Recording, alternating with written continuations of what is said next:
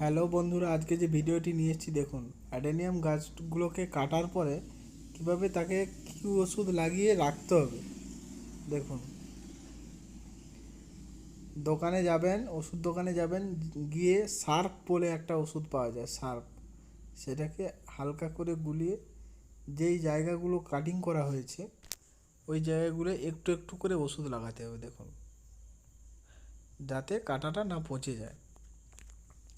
এইভাবে করে প্রায় 15 দিনের মতো গাছটাকে তুলে রেখে দিতে হবে। তুলে রাখার পরে আবার গাছটিকে লাগাতে হবে।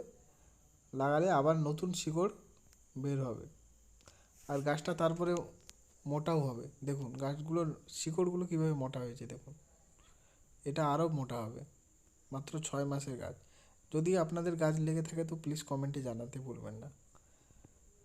ভিডিওটি দেখার জন্য অসংখ্য ধন্যবাদ।